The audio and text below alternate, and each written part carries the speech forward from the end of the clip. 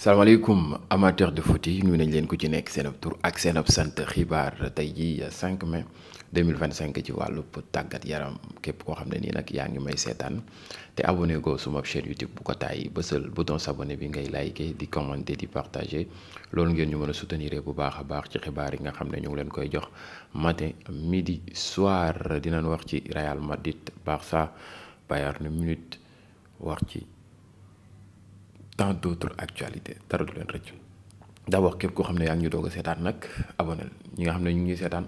like daal loolu laa leen sas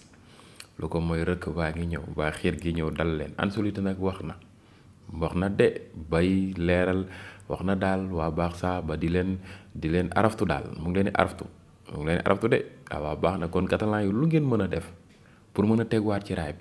tegu leen ci raay bi nag Ancelotti mu ngi ñëw ànd ak ñoom Arda Güler et tant d'autres joueurs waaye démb gars yi daa am lu historique lu am ci football mondial muy kan kooku ñoon ko Harry Kane mi nga xam ne topp na ay at ba ni mu amee 31 ans mosul am trophée collectif ay trophée individuel moom doo ko doon raafle ci meilleur buteur su lieu d'or ak ñoom seen mais actuellement jël na loolu di Bundesliga premier trophée collectif ak ab club équipe nationale moom Angleterre moom jëlagul dara. nag daaw dafa ñëw ak kooke ñu naan ko mën naa ni Bayern Munich Bayern nga xam ne daan tegle ay at chaque année mu jël trophée Bayern na ñëw raafalewul daara ba ñu naan Harry Kane buume la ren ji nag démb bërki démb ñu waroon a gagné ba mu war a célébrer wàcc ba foog ne day célébrer far kooke di Leipzig égaliser ba mu égaliser nag kooke di Harry Kane nag tey ji mën naa ni démb bokk du moins kooke di Bayer Leverkusen nul ci noonee nag ci la doonee champion d'Allemagne pour la première fois de son histoire mu jël loolee di trophée Harry Kane ba tax nag mu génn sur Twitter ne félicitations Harry Kane boppam de la doon félicité Harry Kane rek ak a neex mu ngi noonu en tout cas yuuxu na dund na ko et il le mérite ndeysaan ñëpp ñoo ko yéene képp kuy amateur de foot di nga bëgg Harry Kane jël trophée pour l'amour du football pour le football en général nag il a tout fait pour le football mais malheureusement amagul chance su am ay dara ki nga xam ne jamono ji mu ngi def lu dara jarul ci football muy kan Anthony le joueur brésilien boobee nga xam ne dafa nekkoon ca Manchester United nekkoon di difficulté mu ñëw Betis Séville changer équipe bi waaye changer boppam nag koo xëy di Anthony a eu besoin de 102 matchs officiels pour atteindre 5 buts à Manchester United. Il est actuellement à 7 buts et 4 passes décisives avec le Real Betis avec seulement 20 matchs. Anthony moomee football na lu tolloog daanaka 62 matchs ak Manchester United 5 buts képp la jàpp waaw mu football ak Betis Séville lu tolloog 20 matchs am ci lu tolloog 7 buts ak 4 passes décisives kon nag ce gars le problème man je pense pas que ni c'était Anthony peut-être c'était Manchester United nag Manchester United ba nii jamono ji mu ngi ci ay difficultés imaginez Brentford door ko 4 buts à 3 ci ñoom la. Le problème c'est Manchester United je sais pas ce sont les staffs xaw ma président bi la xaw ma stade bi la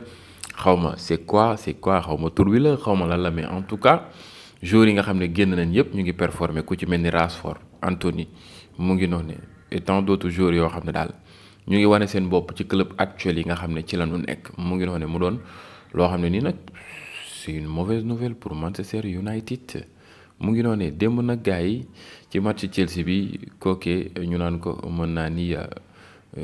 Caicedo moom dafay gën di wane boppam ba tax nag moomee Moïse Caicedo a été nommé joueur de la saison chez les hommes de Chelsea ainsi que joueur de la saison chez les joueurs mu ngi noonu kooke di Caicedo c'est officiel moom daal saison bu exceptionnelle bi nga xam ne def na ko moom lañ nommé foofu meilleur joueur de Chelsea cette saison mu ngi noonu mu doon un joueur bi nga xam ne il mérite beaucoup aussi de respect gis nañ ko def ba mu commencé football latéral droit ak Chelsea dañoo équilibré wu seen équipe bi surtout défensivement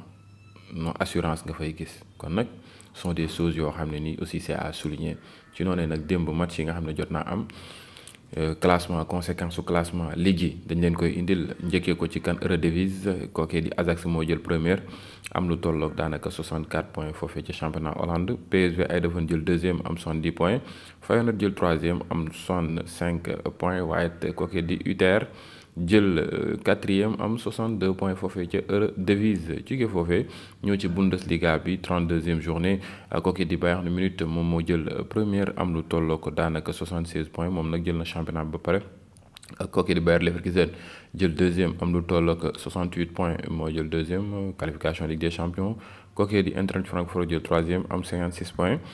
Fribourg jël quatrième am 52 points Dortmund jël cinquième am 51 points Dortmund bëri na wërsëg de fexe na ba yéeg pour jéem a lijjanti Ligue des champions te à tout moment Dortmund mën na qualifier Ligue des champions waaw bu gañee matcham bii di ñëw kooku ñu naan ko Fribourg ñu gañe ko. Dortmund dafay qualifier Ligue des champions loolu moom c'est clair et net ñu ngi xaar Leipzig jël 6e aussi am 50 points moom it mu dóoree match mbiri ñëw Fribourg ñu dóor ko Dortmund day na qualifier Ligue des champions ñu ngi xaar mbiri na la nar a demee mu ngi noonu en tout cas lu yéeme la foofee ca mën naa ni championnat Allemagne à tout moment ku ne mën na qualifier ca Ligue des champions ba foofee ca Ligue 1 française nag Paris Saint-Germain moo jël première am 52 points moom jël na championnat bi Paris Marseille jël deuxième am 23 points moom démb dafa nul ak Lille Paris moo jël première am lu toll ak 78 points du moins Marseille jël deuxième am 59 points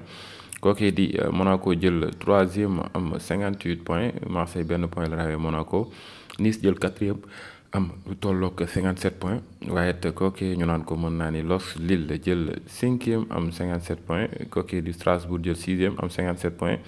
ku ne mën na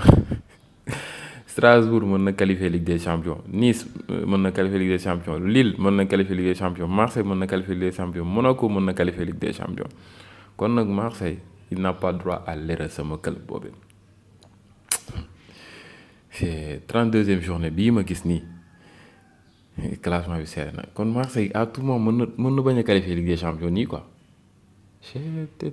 man mi doon xalaat ay jël championnat France man maa dem ba mujj gi di xëccoo place Ligue des champions nii te am na nu muy demee du ma ko am non mais am na nu muy demee du ma am place Ligue des champions man loolu rek a ma metti waaw baax na man de maa ngi commencé tiit nag lii yëpp bàyyi mu ko ci woon xel de foofee ca Premier League nag foofee ca Liga espagnole Barça moo jël première am lu tollook daanaka 79 points ci 34e journée bi Real jël deuxième am 75 points ñoom ñaar nag ba léegi Liga bi kenn xamu ku koy jël ñu ngi xaar nu mu nar a mujjee Atlético jël troisième am lu tollook 67 points Athletic Bilbao jël quatrième am 61 points waaye Villarreal la jël cinquième am 58 points moom it dafay xëccoo pour dem Ligue des champions en tout cas ku ne mën naa dem Ligue des champions ci ñoom yi mu doon classement yoo xam ne nii c'est saturé ci ligue yi nga xam ne moom la leen indil ba ci Premier League bi Liverpool moo jël première am 82 points moom jël na championnat bi ba pare kooku di Arsenal jël deuxième am 67 points Manchester City jël troisième am 64 points moom jaayante ma ba Ligue des champions mu ngi ci ay tànkam pour le moment Newcastle jël quatrième am 63 points moom it ba tey Ligue des champions bi leer na Chelsea jël cinquième am 63 points moom it ba Ligue des champions leer na mais il va falloir aussi tamit mu continuer di gagner sinon Nottingham Forest mu ngi ci ginnaaw jël na sixième am 60 points waaw à tout moment Aston Villa tamit mu ngi seen ginnaaw jël septième am 60 points kii jël septième sax à tout moment mën na qualifier Ligue des champions kon nag ñoom ñoo war a def fulla ak fayda lu ko mooy mbir yi dina xaw a metti seen côté mu ngi noonu ngeen xamee ko noonu gars yi waaye jóge foofee gars yi ñëw ci kan kooke ñu naan ko mën naa ni le Real Madrid d'Ancelotti mi nga xam ne génn na daal bay prévenir ñooñee di waa FC Barcelone di leen leeral comme quoi que ni ñoom à tout moment mën noo jël loole di Liga espagnole Ancelotti waaw dàqu ko de nee na à tout moment il peut prendre la Liga espagnole ci li koy indi mooy football fulla ak fayda mais bañ a bàyyeeku benn yoon mais aussi joxe na ay solution yoo xam ne mën na permettre kooku di Real Madrid jël loolee di Liga espagnole bi gagné seen match yëpp di xaar aussi tamit trébuchu FC Barcelone waaw kon nag Barça waaye boo ngeen conscient ci loolu de yamul foofu ba pare indi ay yenn joueurs mettre leen en avant comme quoi que ni mën nañ permettre ñooñee gagné match bi ñan ak ñan la. kooke ñu naan ko Arda Güler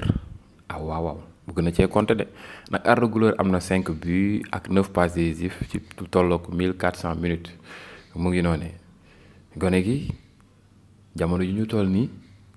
ay mbiram dafa commencé leer kon Ancelotti ñun ñu ngi am dëgg ci sa kaw yaay dem bay takk kookee ñu naan ko mën naa ni Anthony ci Kylian Mbappé aussi bëgg naa compter ci moom nag démb mu ngi am note 8,6 toj match bi mais li mu wax ci ñaari joueurs yëpp dañ leen ko indi benn par benn kookee ñu naan ko Ancelotti mi nga xam ne actuellement parewul sax pour bàyyi Liga bi ak kookee di FC ak Barcelone mu ngi noonu nee na nag Liga bi c'est pas impossible ñu bañ koo mën a jël c'est pas impossible ñu jël ko loolu la wax nee na on gagne la Liga si on remporte le Classico non parce que nous serions toujours derrière la Liga et entre les mains du FC Barcelone mais on aurait plus d'options mbir mi c'est vrai que ni mu ngi ci loxoy Barça dañuy xaar mu trébucher malgré ñoom bu ñu ko gañee sax teewul ñu jël championnat bi mais dañ koy gagné xaar Barça trébucher mais aussi ñoom ñu continuer gagné pour mën a jëloori Liga espagnole impossible de gagner le Classico loolu lañ ko laaj mu ne eh bien nous étions très proches de le gagner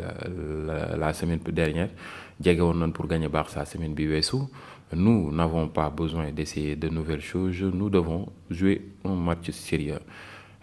impossible pour ñoom ñu gagné Barça nag naroon nañ koo gagné ci semaine bee passé loolu la wax te it laajul ñuy xool beneen style de jeu li tax ñu war a mën a gagné match boobu mooy sérieux fulla ak fayda ci biir match bi ci biir terrain bi mu ngi noonu nee na nous avons une grande opportunité de gagner dimanche contre FC Barcelone am nañu opportunité bu yaatu pour gagner dimanche contre Barça nous allions bien nous préparer mu ngi noonu pour ça le match de dimanche n'est pas décisif mais il est presque nee na match dimanche bi nañ ko préparer bu baax a baax doon match boo xam ne bu décisif la boo xam ne nii da nga koy gagné ngir mën a jël Liga bi mais bokk na ci tax mu décisif nag boo ko gagné Barça trébuché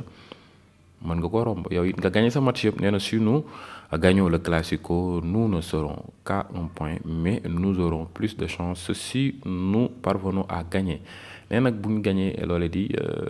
Classico bi benn point képp la leen Barça di rawee waaye dinañ am chance bu bëree bëri pour war a mën a jëli ji loole di Liga espagnole. Arda Güler peut sûrement jouer contre le Barça il va se battre pour être titulaire nee na Arda Güler mën na football contre Barça nee na dafa war a rayante pour être titulaire nii yëpp ay xeetu nappante la rek ay xeetu comme quoi que ni Arda Güler mooy loolu li tax teguma ko woon wanewul woon lu tax ma teguma ko woon instant pour ma teg ko du nit ñi ñooy wax moo tax ma teg ko il faut que mu rayante pour ma teg ko. Ancelotti wàccal sa bopp gone gii nit ñi rayante wax ak ñàkk a wax yëpp da nga ko war a teg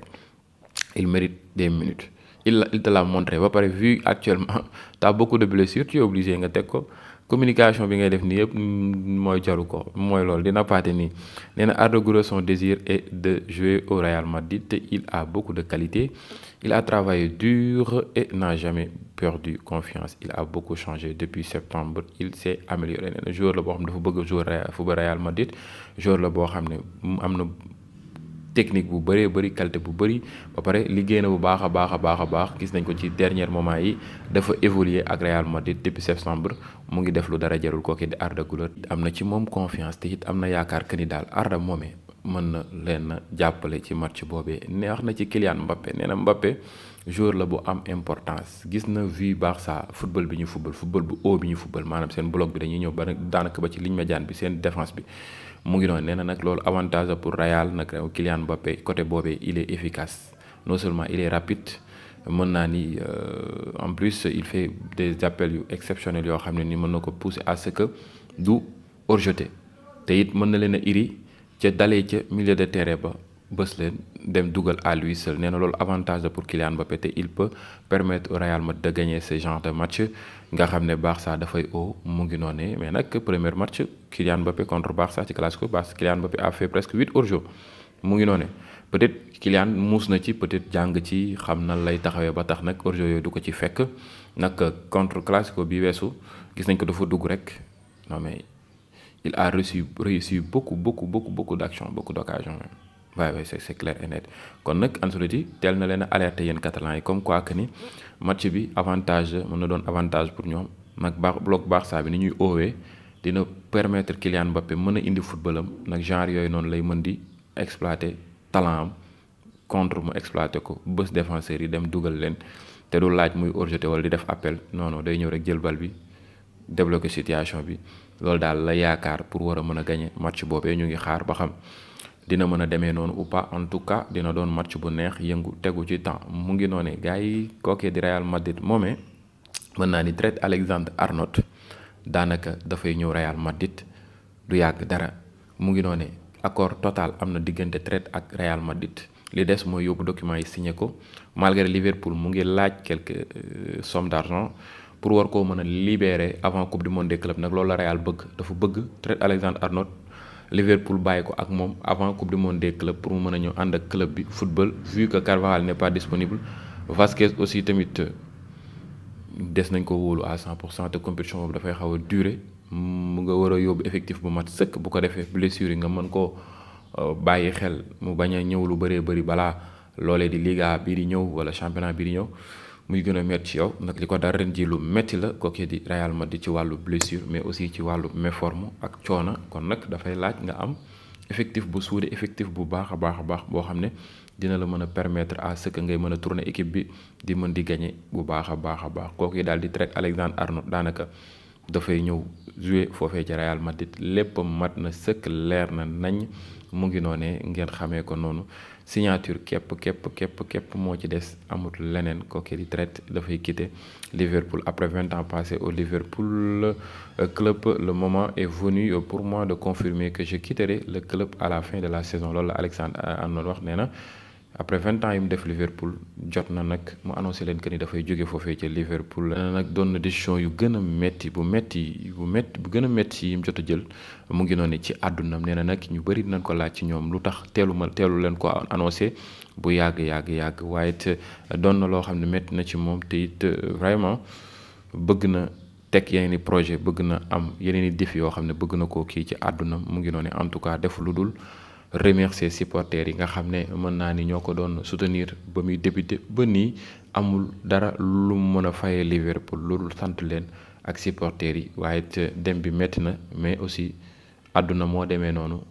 nii la demal maa ngi ñëw la mu ngi noonu doo sax dàkk ci benn mbir képp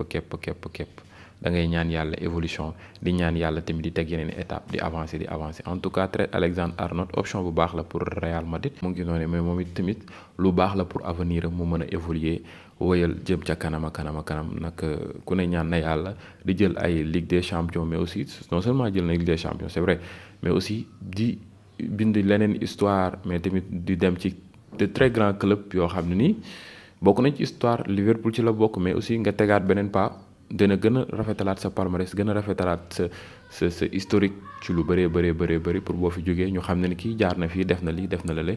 et sont des choses yoo xam ne kenn mënu la koo bañal quand même mu ngi noonee ñu ngi xaar na la nar a mujjee ak Real Madrid. En tout cas c'est un très bon joueur offensivement il apporte beaucoup, défensivement parfois nag il passe à côté nag day dina sonn nag li muy joxe offensivement dafay bëri ba repli défensif am parfois day metti c'est ça son problème. ñu ngi xaar na la nar a mujjee saison ren bi mu ngi noonee gars yi ma ngeen xaar ci commentaire nan ngeen gisee li ni mel képp koo xam ne nag abonné goo suma chaîne YouTube bu ko taay bësal bouton s'abonner bi ngay liker di commenter di partager ba beneen yoon ci yeneen vidéo merci à vous jaa ngeen jëf sama gars yi.